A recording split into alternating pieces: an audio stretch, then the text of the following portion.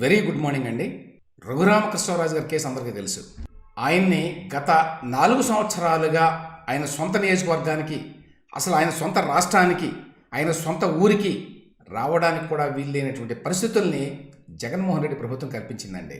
బహుశా భారతదేశ చరిత్రలో, స్వతంత్ర భారతదేశ చరిత్రలో ఇటువంటి ఘటన జరిగి ఉండదు.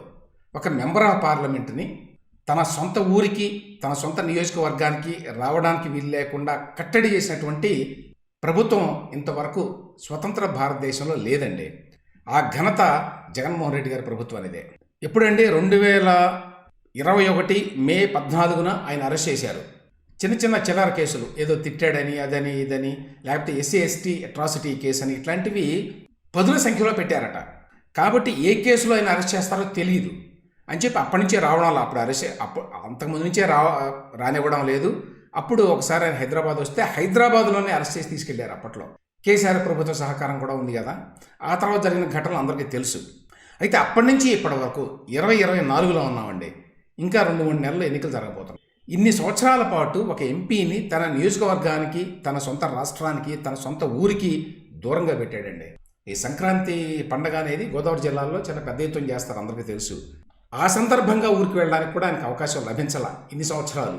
ఈసారి కూడా అదే రకమైన సమస్య ఉన్నది ఆయనకి. అందువల్ల ఆయన హైకోర్టులో కేసు వేశాడు. స్వగ్రామానికి వస్తే అరెస్ట్ చేసేటువంటి అవకాశం ఉంది, చట్ట నిబంధనలు పాటించేలా పోలీసులను ఆదేశించండి, చట్టాన్ని పాటించండి అని చెప్పి పోలీసులను ఆదేశించమని కోర్టుకు వెళ్లాల్సినటువంటి దుస్థితి అండి ఆంధ్రదేశంలో.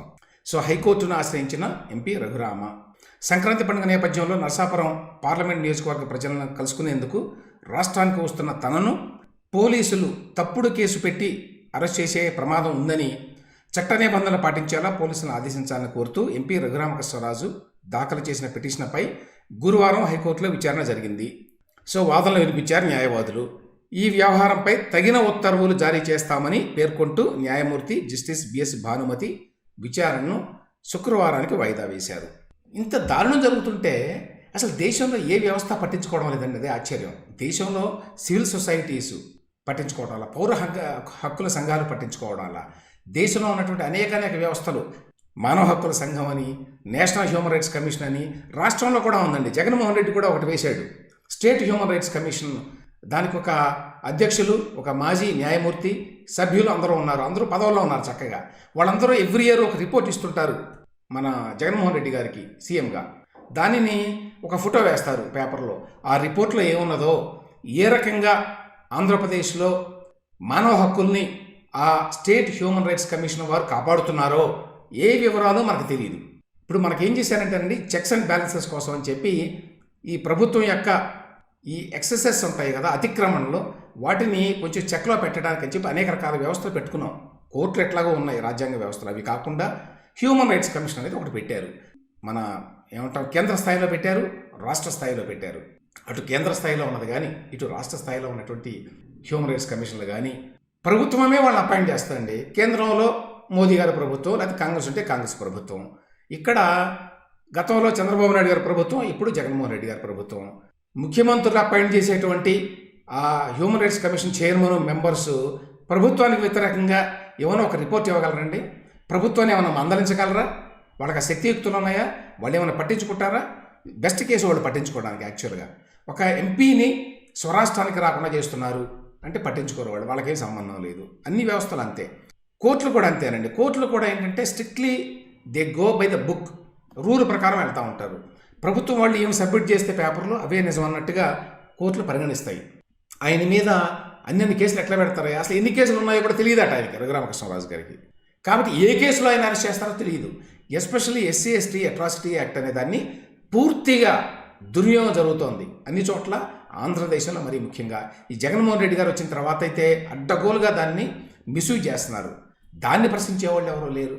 కనీసం దళిత సంఘాలు కూడా ప్రశ్నించవు.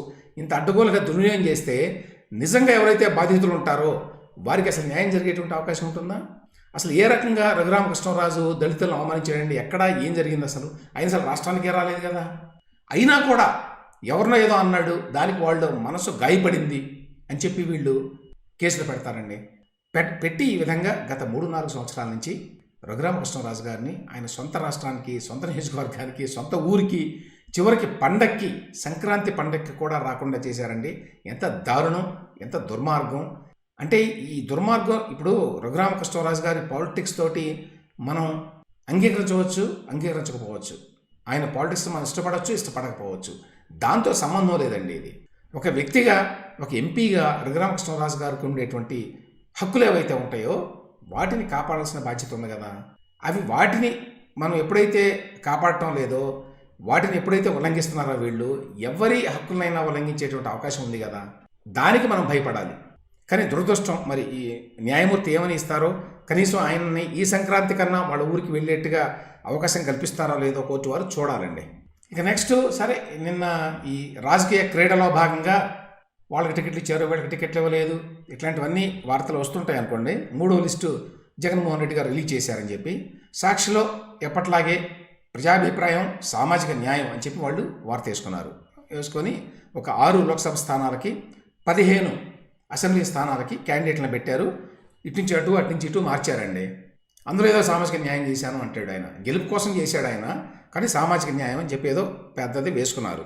అయితే ఇందులో ఉన్న విశేషం ఏంటంటే, సామాజిక న్యాయం అంటే ఏంటండి, ఎస్సీ సీట్లు, ఎస్టీ సీట్లు ఆల్రెడీ రిజర్వ్డ్. కాబట్టి ఈయన కొత్తగా చేసేటువంటి సామాజిక న్యాయం ఏమీ లేదు అందులో. ఇక మిగిలింది ఏమిటాయా అంటే బీసీలు.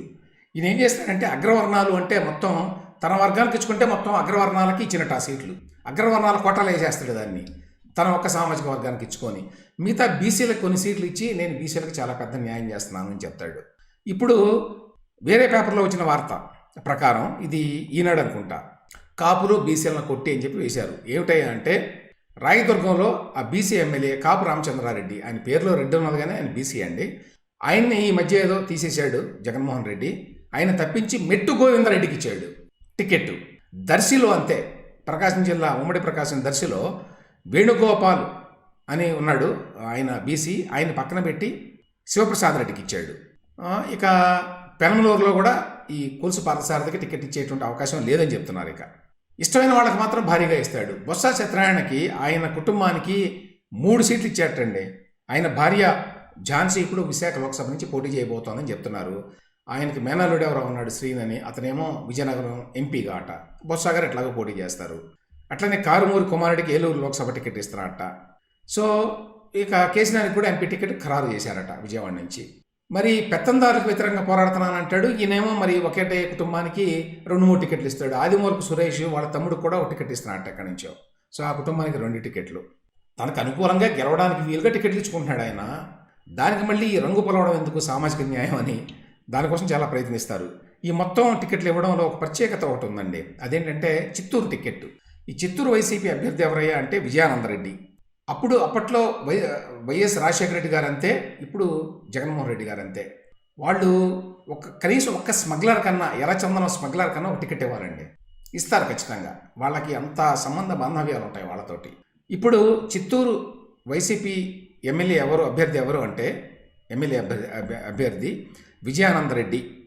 ఎవరి విజయానందరెడ్డి? మెట్టపల్లి చిన్నపరెడ్డి విజయానందరెడ్డి ఈయన పేరు. ఈయన పేరు మోసిన ఎర్రచందనం స్మగ్లర్. కారు డ్రైవర్గా జీవితాన్ని ప్రారంభించాడంటండి. తర్వాత ఎర్రచందనం స్మగ్లింగ్ తోటి అనతి కాలంలోనే పైకొచ్చి చాలా భారీ ఎత్తున డబ్బులు సంపాదించి చాలామంది ఎమ్మెల్యేలకి ఈయనే పెట్టుబడి పెడతాడట ఎన్నికల్లో. ఇప్పుడు ఈయనకి జగన్మోహన్ రెడ్డి గారు టికెట్ ఇచ్చారు. గమ్మత్ ఏమిటంటే, ఈయన గతంలో ఒకసారి అరెస్ట్ కూడా అయ్యాడండి ఎర్రచందనం స్మగ్లింగ్లో. 2014లో పోలీసులు ఈయన్ని అరెస్ట్ చేయడానికి వెళితే తప్పించుకొని 20 రోజుల పాటు మరి ఆయన ఎక్కడెక్కడో తిరిగాట, విమానాల్లోనే తిరిగాట దొరకకుండా. చివరికి ఆయన పట్టుకుని అరెస్ట్ చేశారట, కటకటాలకు వెళ్ళారట. కొన్నాళ్ళేమో పీలేరు సబ్ జైల్లో, మరి కొన్నాళ్ళు రాజమహేంద్రవరం కేంద్ర కారాగారంలో గడిపారట. అటువంటి వ్యక్తికి జగన్మోహన్ రెడ్డి గారు టికెట్ ఇస్తారు. దాని గురించి మాట్లాడరు, దాని గురించి మెన్షన్ కూడా చేయరు అసలు. అది వాళ్ళ ప్రత్యేకత. ఇక సాక్షిలో ఒక వార్త వచ్చిందండి. ఈ బీజేపీ పొత్తు ఉంటుందా లేదా అనేటువంటి ఆ చర్చలు ఇంకా నడుస్తూనే ఉన్నాయి. దాని మీద ఎంతవరకు ఒక క్లారిటీ రాలేదు.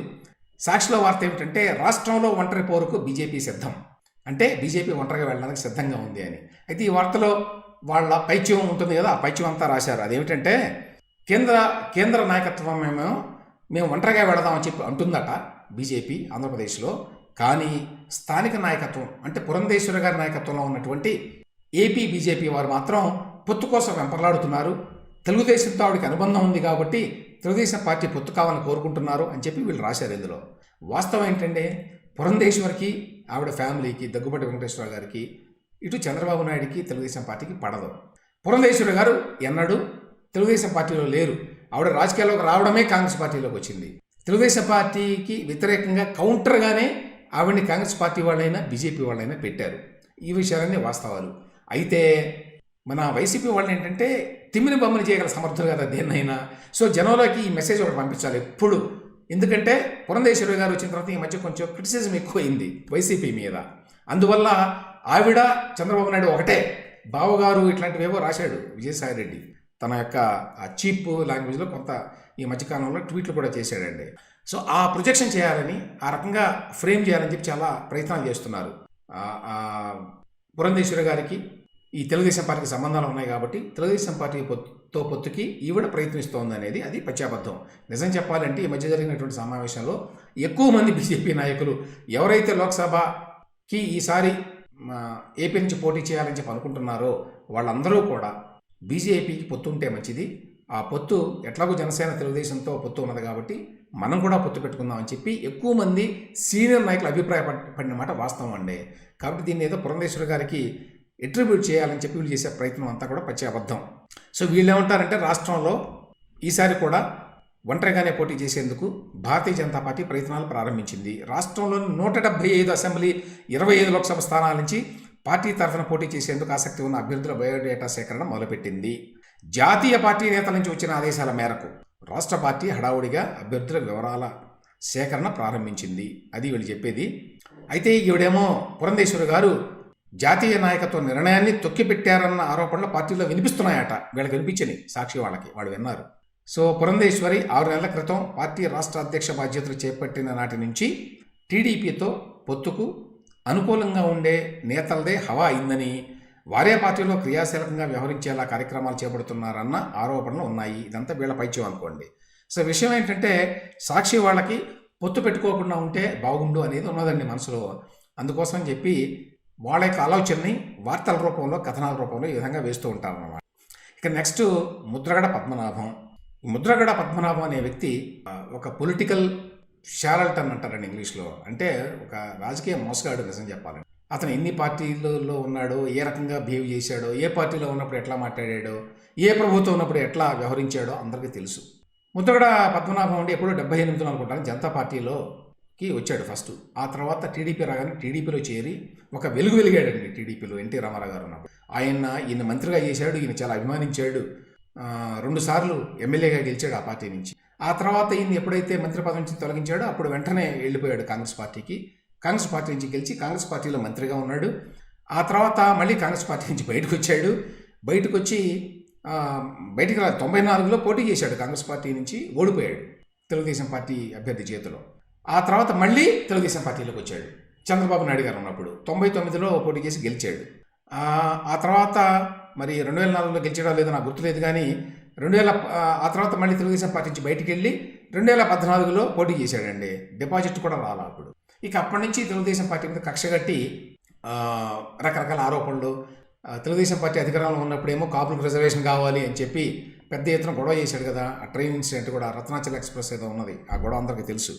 ఆ తర్వాత జగన్మోహన్ రెడ్డి గారు వచ్చారు. జగన్మోహన్ రెడ్డి గారు అసలు కాపులకు రిజర్వేషన్ ఏమైనా పొమ్మన్నారు అన్నా కూడా ఆయన ఒక మాట అనకుండా ఈ మధ్యకాలంలో లేఖలు రాశాడు. ఈ లేఖలన్నీ ఏమిటి? చంద్రబాబు నాయుడు గారిని టార్గెట్ చేస్తూ, అపోజిషన్లో ఉన్నటువంటి పార్టీని టార్గెట్ చేస్తూ రాశాడు. ఆ తర్వాత ఈవెన్ పవన్ కళ్యాణ్ కూడా టార్గెట్ చేస్తూ రాశాడు. వేరే వైపు ఏమో మన జగన్మోహన్ రెడ్డి గారిని పల్లెత్తు మాట అనడానికి కూడా సాహసించాల. అది అతని క్యారెక్టర్. ఇప్పుడు ఇవన్నీ అంటే ఫుల్ సర్కిల్ అంటారు కదా, ఫుల్ సర్కిల్ అంతా తిరిగేసి ఇప్పుడు ఏం చేస్తున్నాడు అంటే జనసేన టీడీపీ వైపు చూస్తున్నట్టండి. అది వార్త, ఈనాడులో వచ్చిన వార్త. ముద్రగడ చూపు జనసేన వైపు. సో జనసేన నాయకులు నేను వెళ్ళి మాట్లాడారట. ఈ తెలుగుదేశం పార్టీ నేత జ్యోతుల నెహ్రూ కూడా వెళ్ళాట. కానీ జనసేన వైపు ఈయన చేరే అవకాశాలు ఉన్నాయని చెప్పారు. వాళ్ళ అబ్బాయి కూడా ఈ మాట చెప్పాడు, జనసేన కానీ టీడీపీ కానీ అన్నాడు. కొంతమంది చెప్పేది ఏమిటంటే ఈయన టీడీపీలోకి రావడానికి ఎక్కువ ఉత్సాహం చూపుతున్నాడు అని. మరి విషయం మనకు తెలియదు కానీ అది సమాచారం. మొత్తానికి పేపర్లోనైతే జనసేన వైపు అని వచ్చింది. కానీ టీడీపీలో కానీ జనసేనలో కానీ చేరే అవకాశం ఉంది మా నాన్న అని చెప్పి వాళ్ళ అబ్బాయి నిన్న ఒక ప్రెస్ మీట్లో కూడా చెప్పాడు. ఇక వైసీపీ వాళ్ళు ఎవరో ట్రై చేస్తే కాంటాక్ట్ చేయడానికి త్రిమూర్తులు అనుకుంటాను ట్రై చేస్తే లేదు నేను నాతో అయితే మీరైతే మాట్లాడొద్దు అని చెప్పాట. So he might join Janasena or TDP. Political career almost end అయిపోతున్న దశలో మళ్ళీ ఏదో రకంగా ఒక ఎమ్మెల్యే పదవి పొందాలని చెప్పి ప్రయత్నిస్తున్నాడు అనేది దీని బట్టి స్పష్టం అండి, అందులో డౌట్ లేదు. కాబట్టి ఈయన ఏదో స్వార్థం లేనటువంటి ఒక పెద్ద నాయకుడు, కాపు నాయకుడు అని చెప్పి అనుకోవడానికి లేదు. ఎవరైతే ఒక కులం పేరుతోటి రాజకీయాలు చేస్తారో వాళ్ళకి ఎప్పుడూ స్వార్థం ఉంటుంది, ఆ విషయాన్ని గమనించాలి ఎవరైనా. విశాఖ శారదాపీఠం, ఆయన శారదాపీఠం స్వరూపానంద గారు రాజగురువుగా ఈ మధ్య అవతారం ఎత్తారు కదా, కారణాలేమో తెలియదు మనకి. జగన్మోహన్ రెడ్డి గారికి ఆయనకి మంచి బంధం ఏర్పడింది. సో ఈ నేపథ్యంలో శారదాపీఠానికి విశాఖపట్నంలో భీమిలీపట్నాన్ని ఆనుకుని ఉన్న 15 ఎకరాల భూముల్ని 15 లక్షలకి ఇచ్చాడట. 15 ఎకరాలు 15 లక్షలు అంటే ఎకరం ₹1,00,000 ఇచ్చాడండి ఆయనకి ఇచ్చాడట. సో సరే ఇచ్చాడు, ఆ మధ్యకాలంలో వచ్చింది ఆ వార్త. అయితే పాపం గవర్నమెంట్లు ఇచ్చేటప్పుడు ఏదో దొంగ మాటలు చెప్పాలి కదా. సో వాళ్ళు ఏమని ఇచ్చారు, ఆధ్యాత్మిక ధార్మిక కార్యక్రమాల కోసం ఇదిగో ఈ భూమి ఇస్తున్నాం అని చెప్పి జీవోలో ఇచ్చారట. అయితే దాంతో ఒక సమస్య వచ్చి పడింది మన శారదాపేట స్వాముల వారికి. ఏమిటంటే అక్కడ కమర్షియల్ కాంప్లెక్స్ కట్టాలని ఆయన ఉద్దేశం. కమర్షియల్ కాంప్లెక్స్ కట్టి అద్దెలకి ఇవ్వాలి, అద్దెలకి ఇచ్చి డబ్బులు పోగు చేసుకోవాలి, అది ఆలోచన. కానీ ఇది ఆధ్యాత్మిక ధార్మిక కార్యక్రమాల కోసం అంటే ఎట్లా? ఇప్పుడేమో వాణిజ్య నివాస ప్రాంతాలేవో నివాస భవనాలేవో కట్టాలట, అక్కడ కట్టాలని వీళ్ళ ప్లాన్ అట. కాబట్టి వీళ్ళు ఒక లేఖ రాశారట గవర్నమెంట్కి, ఏమని, అయ్యా మీరు ఇట్లా ఆధ్యాత్మిక ధార్మిక కార్యక్రమాల కోసం ఇవి అని చెప్పి జీవోలో ఇచ్చారు, లేదు అవన్నీ మేము వేరే చోట చేస్తున్నాము ధార్మిక కార్యకలాపాలు, ఇక్కడ మేము కమర్షియల్ బిల్డింగ్ కట్టుకోవాలి, అందువల్ల మాకు ఆ మినహాయింపు ఇవ్వండి. కాబట్టి వేద పాఠశాల సంస్కృత విద్యా వ్యాప్తికి ఈ స్థలం అని చెప్పి రాశారట జీవోలో. అందుకోసం కాదు, జీవోలో మీరు ఏదో పొరపాటు రాసినట్టున్నారు, జీవోలో మార్పులు చేయండి అని చెప్పి ముఖ్యమంత్రికి ఇటీవల కాలంలో పీఠం ఉత్తరాధికారి ఒక లేఖ రాశారట. ఎంత ఘోరం అండి, ఎంత అడ్డగోలుగా జరుగుతున్నాయి చూడండి. కేసులు పెడుతుంటాడు కదా జగన్మోహన్ రెడ్డి గారు. రేపు వచ్చి కొత్త ప్రభుత్వం వస్తే దీని మీద కేసు పెట్టవచ్చు కదండి. 15 ఎకరాలు, దాని విలువ వాస్తవ విలువ 225 కోట్లు అని చెప్తున్నారు. దాన్ని మీరు 15 లక్షల రూపాయలకి ఇచ్చారు. 225 కోట్లు కాదు, 100 కోట్లే అనుకోండి. 100 కోట్ల రూపాయల విలువైన భూమిని 15 లక్షలకు ఎట్లా ఇస్తారు? ప్రభుత్వ భూమిని, అది కూడా ఒక ధార్మిక సంస్థ పేరుతోటి ఇచ్చి అక్కడ కమర్షియల్ బిల్డింగ్ కట్టడం కోసం అట. దీని మీద కూడా కేసు పెట్టి జైలుకి పంపించవచ్చు కదా ఎవరినైనా, నిర్ణయాలు తీసుకున్న వాళ్ళని. ఇక ఎన్నికల దగ్గరకు వస్తున్నాయండి, అయినా కూడా మన జగన్మోహన్ రెడ్డి గారు నామినేటెడ్ పదవులు ఇవ్వడం ఏమాత్రం ఆపలేదండి. ఆయన ప్రత్యేకత అది. ఈ మధ్యకాలంలోనే సాక్షిలో పనిచేసే ఒక వ్యక్తికి అడ్వైజర్ అని చెప్పి ఇచ్చేశాడు. మొన్న ఒక నెల కూడా కాలేదు ఇంకా. ఇప్పుడు తాజాగా ఏపీ డైరీ డెవలప్మెంట్ చైర్మన్గా సుధీర్ రెడ్డి అట ఎవరో, AP dairy development cooperative federation చైర్మన్గా చెల్లకూరు సుధీర్ రెడ్డిని నియమించాట. తర్వాత రాష్ట్ర గృహ నిర్మాణ సంస్థ చైర్మన్గా షర్మిలారెడ్డి అట. వాళ్ళ చెల్లెలు షర్మిలారెడ్డి గారు కాదండి, ఈవిడ వేరే వ్యక్తి. సో రాష్ట్ర గృహ నిర్మాణ సంస్థ చైర్పర్సన్గా షర్మిలారెడ్డి గారిని నియమించారట. మేడపాటి షర్మిలారెడ్డి అట ఈవిడ పేరు. ఈవిడ నియమించాడు. 2 నెలల ఎన్నికలుంటే ఆయన మాత్రం తన పదవుల పందేరాన్ని కొనసాగిస్తున్నాడండి, ఏమాత్రం ఇబ్బంది పడకుండా. ఇక ఎమ్మెల్యే కాపు రామచంద్రారెడ్డి, ఈయన బీసీ అండి. ఈయన ఈ మధ్య వెళ్ళిపోయాడు కదా. ఆయన మంచివాడా చెడ్డవాడా అనేటువంటి చర్చలోకి వెళ్లకుండా ఇక్కడ ఒక కామెంట్ చేయాలండి. అదేమిటంటే, ఈయన క్వారీలు ఉన్నాయి అక్కడ అనంతపురం జిల్లా రాయదుర్గం ఎమ్మెల్యే కదా ఆయనకి క్వారీలు ఉంటే, ఈ క్వారీల మీద అప్పట్లో తెలుగుదేశం ప్రభుత్వం ఉన్నప్పుడు 1,96,00,000 రూపాయల జరిమానా విధించారట, కొన్ని అక్రమాలు జరిగినాయి అని చెప్పి. ఈయన ఎప్పుడైతే జగన్మోహన్ రెడ్డి గారి పార్టీలో ఎప్పుడో చేరాడుగా 2012లోనే, మొన్న గెలిచి ఎమ్మెల్యే అయిన తర్వాత జగన్మోహన్ రెడ్డి గారి ప్రభుత్వం ఈ మొత్తం జరిమానాన్ని రద్దు చేశారట. వాళ్ళ ఇష్టం అన్నమాట. ఇప్పుడు ఆయన వైసీపీ నుంచి బయటకు వెళ్ళాడు. అదే అంటే బయటకు వెళ్ళాడంటే టికెట్ ఇవ్వాలి ఆయనకి. టికెట్ ఇవ్వమని చెప్తే ఆయన బయటకు వెళ్ళిపోయాడు. బయటకు వెళ్ళిపోతే ఇప్పుడు ఈ పరోక్ష పన్నుల శాఖ అధికారులు గురువారం నాడు ఆయన క్వారీల మీద తనిఖీలు చేపట్టారంటండి. చూడండి, టైమింగ్ చూడండి. వెంటనే మైనింగ్ కార్యకలాపాలు నిలిపివేయాలని ఆదేశాలు కూడా జారీ చేశారట. జీఎస్టీ సరిగ్గా కట్టలేదనే ఆరోపణలతోటి ఈ సోదాలు జరిపారట. అంటే అర్థం ఏంటండి, మీ దగ్గర ఉంటేనేమో ఏదో ఇంగ్లీష్లో ఒక సామెత ఉన్నదండి. అంటే ఏంటంటే సామెత ఏంటంటే, నా శత్రువులకేమో చట్టాన్ని వర్తింపజేస్తా, నా మిత్రులకేమో అన్నీ ఇచ్చేస్తా. అది ఆ సామెతకు అర్థం. నీ శత్రువులకి చట్టం అనేది దేనుకున్నదండి, శత్రువుల మీద ప్రయోగించడానికి. అదనమాట. మొన్నేమో ఆయనకి 1,96,00,000 జరిమానాని మరి రద్దు చేశారు జగన్మోహన్ రెడ్డి ప్రభుత్వం. ఇప్పుడేమో ఆయన ఏదో మరి బయటికి వెళ్ళాడని చెప్పి వెంటనే సోదాలు జరిపి మైనింగ్ ఆపేయండి అని చెప్పి ఇచ్చారు. అంటే మన చట్టాలు ఏ రకంగా దుర్వినియోగం అవుతున్నాయని చెప్పడానికి క్లాసిక్ ఎగ్జాంపుల్ అండి ఇది. ఇక చివరిగానండి, నిన్న జరిగిన ఒక సంఘటనని అన్ని పేపర్లో వచ్చింది ఇది. అదేంటంటే ఈ ప్రొద్దుటూరు ఎమ్మెల్యే రాచమల్లి శివప్రసాద్ రెడ్డి ఇతను చాలా రూట్గా బిహేవ్ చేస్తాడు, పెద్ద బుల్లి అనేటువంటి పేరు ఉన్నది. కాబట్టి ఈయన మంచి వ్యక్తి అనేది నా ఉద్దేశం కాదు. ఇక్కడ జరిగిన సంఘటన ఏంటంటే, అక్కడ ఆయన ఈ ఎస్ఈబి కార్యాలయం అంటే ఈ ఎక్సైజ్ ఈ ఆల్కహాల్ సంబంధించి వాళ్ళు కేసులు పెడుతూ ఉంటారండి. ఒక వ్యక్తి 30 మద్యం బాటిళ్ళు బ్యాగులో తీసుకెళ్తుండగా ఈ ఎస్ఈబి అధికారులు సిబ్బంది పట్టుకొని వాళ్ళు ఆయన తీసుకొచ్చి ఒక కేసు కూడా నమోదు చేశారట. దీని మీద రాచమల్లు ఈ ప్రసాద్ రెడ్డి గారికి వీళ్ళు కంప్లైంట్ చేసి ఉంటారు, వాళ్ళ అనుచరులు కాబట్టి. ఆయన అక్కడికి వచ్చి ఎస్ఐ అలీబేగ్ మీద ఆగ్రహం వ్యక్తం చేశారు, తిట్టారు. చెప్పుకో, మీ ఎస్పీకి చెప్పుకో, ఆయన బాబుకి చెప్పుకో అన్నారు. సరే, వైసీపీ వాళ్ళు ఈ విధంగా బిహేవ్ చేయడం పెద్ద ఆశ్చర్యం లేదు. కానీ ఇక్కడ నేను చెప్పదలుచుకున్న ఒక పాయింట్ ఏమిటి అంటే, అసలు డబ్బులిచ్చి మందు బాటిల్స్ కొనుక్కొని వెళ్ళడాన్ని క్రిమినలైజ్ చేయటం, అదొక నేరంగా చేసి తద్వారా కూలీల మీద, సాధారణ ప్రజల మీద పోలీసులు, ప్రభుత్వ యంత్రాంగం పెత్తనం చేయటం అనేది బేసికలీ అసలు అది కరెక్టా కాదా అనేది నా ప్రశ్న అండి. ఇక్కడ రాజమల్లి రామచంద్రారెడ్డి వెళ్ళి అతను రక్షించడానికి ప్రయత్నించాడు అనేది పక్కన పెట్టండి. ఆ వ్యక్తిని, అతను ఎవరో ఒక కూలీ వ్యక్తి, వాళ్ళు వీళ్ళు అడిగితే అందరూ కలిసి 30 బాటిళ్ళు తీసుకెళ్తున్నాడు. డబ్బులు ఇచ్చి కొనుక్కోవడంలో ఏంటి అసలు తప్పు? అంటే చట్టం ఎవరికి అనుకూలంగా ఎవరికి వ్యతిరేకంగా పనిచేస్తుంది? అసలు అదేమి చట్టం? అది డబ్బులు ఇచ్చి కొనుక్కొని వెళ్తున్నారు కదా.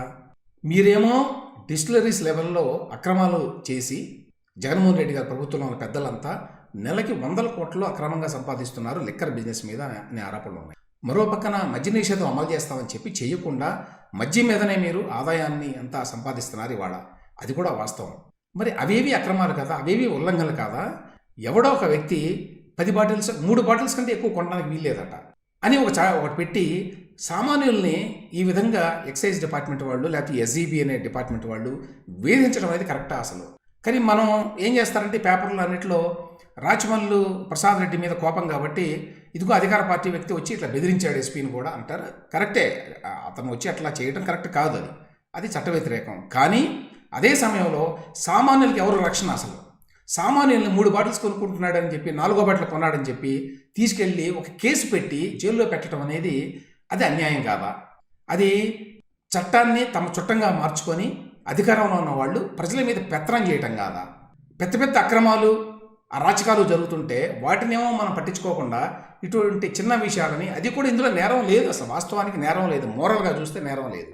మీరు చట్టంలో ఉంది కాబట్టి రూల్ రాసుకొని ఎవడు 3 బాటిల్స్ కంటే ఎక్కువ తీసుకెళ్ళడానికి వీల్లేదు, 4వ బాటిల్ తీసుకెళ్తే వాడిని అరెస్ట్ చేసి కేసు పెట్టి జైలు వేసి వాడి దగ్గర లంచం తీసుకొని అప్పుడు వదిలిపెడతాం, వాడిని హింసిస్తాం, వాడిని హెరాస్ చేస్తాం అనేటువంటి విధానంలో ప్రభుత్వాలు ఉంటే దాన్ని ప్రశ్నించకుండా మనం ఈ రాచమల్లి ప్రసాద్ రెడ్డి వైసీపీ ఎమ్మెల్యే వెళ్ళి రుబాబు చేశాడు అనే దాన్ని ఎక్కువ హైలైట్ చేయడం ద్వారా పై స్థాయిలో జరిగేటువంటి పెద్ద అక్రమాలని, అన్యాయాలని, సామాన్యులకు జరుగుతున్నటువంటి దారుణాలని, సామాన్యుల మీద జరుగుతున్నటువంటి దారుణమైనటువంటి హెరాస్మెంట్ని మనం వాటిని పట్టించుకోవడం లేదు అనేది నా అభిప్రాయం అండి. ఇవ్వండి ఇవాల్టి వార్తలు, కథనాలు, వాటి విశ్లేషణ.